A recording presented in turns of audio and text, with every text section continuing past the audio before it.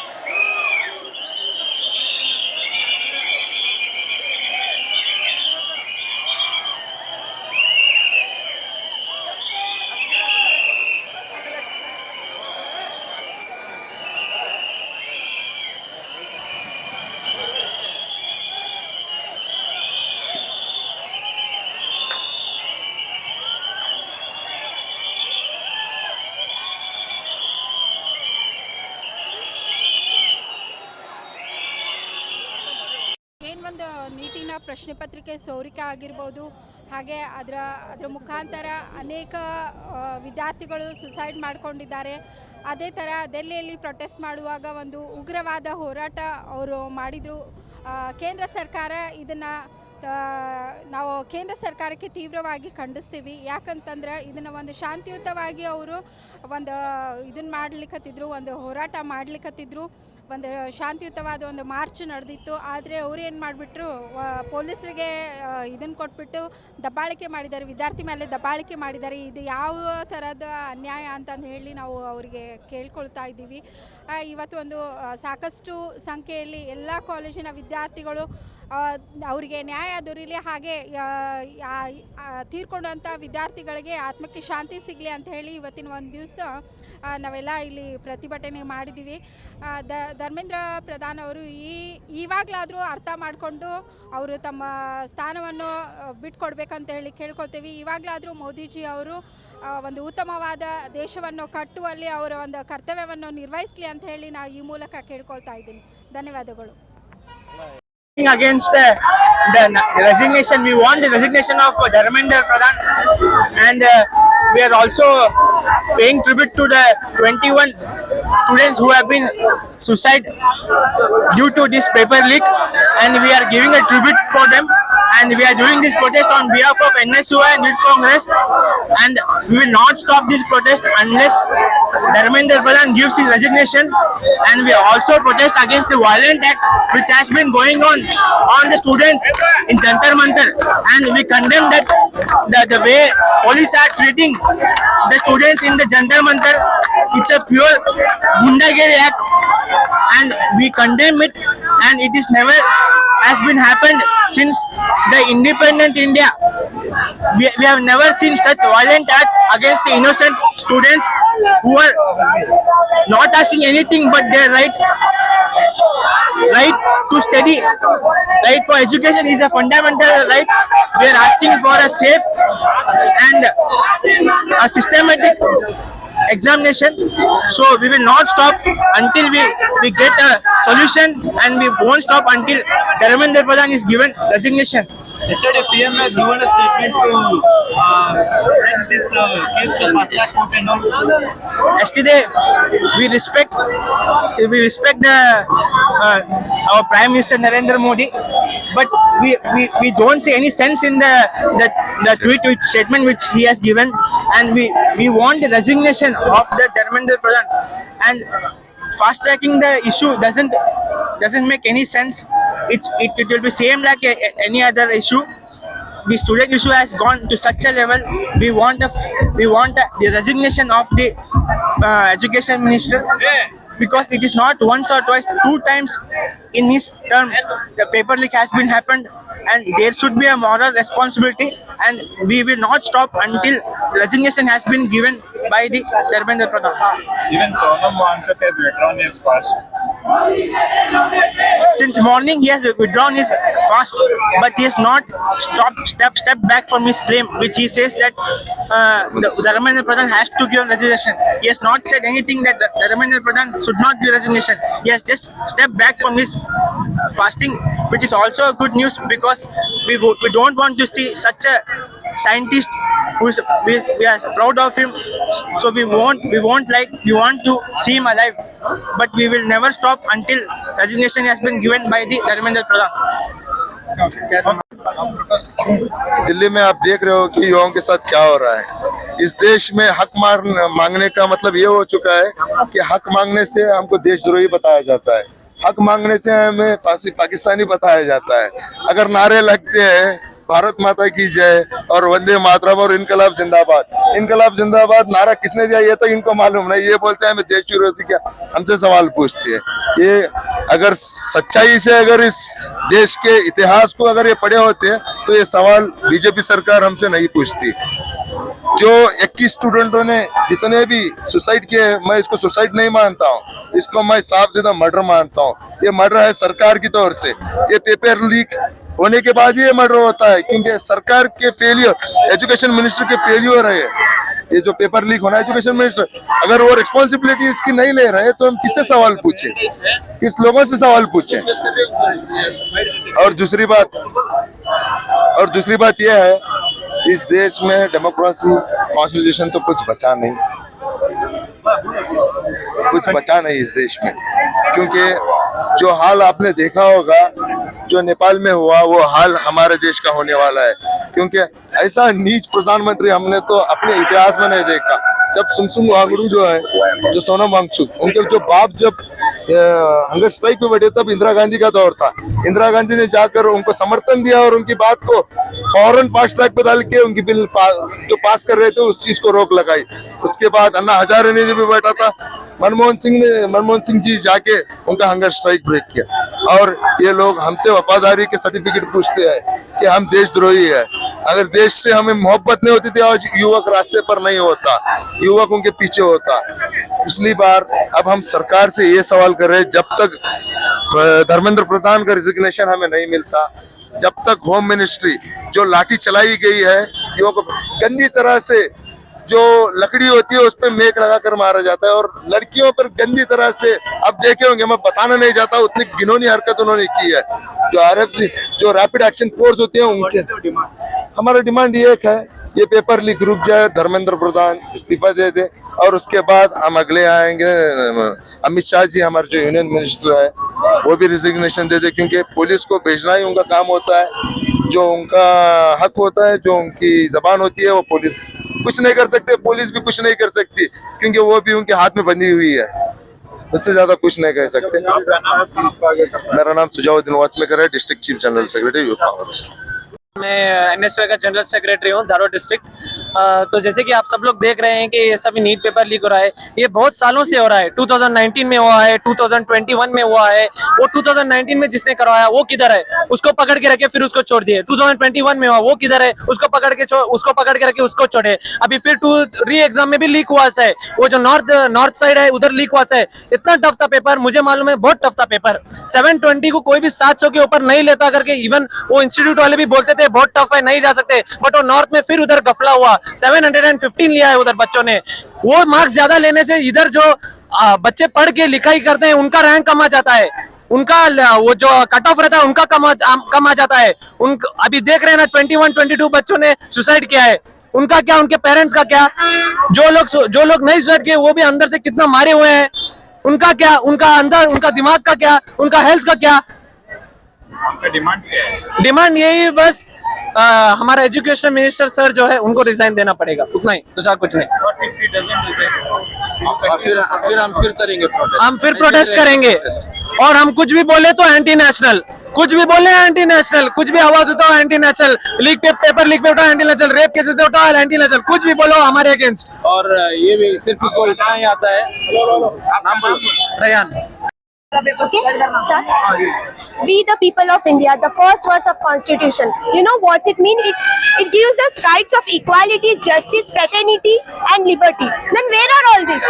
Then where is this our right? This is a promise given to all the citizens of India, but they are not doing anything to us. You know what's going on? Paper leak and this unfair education system. I was student of NEET. I am a NEET aspirant on in the year 2023 and 24. I have seen my classmates struggling to study hard. They are sleepless nights. Where are all this? Where is the honesty of the students? What you are giving us? Nothing they are giving us. Just they are giving the paper leaks. Kashish Khan.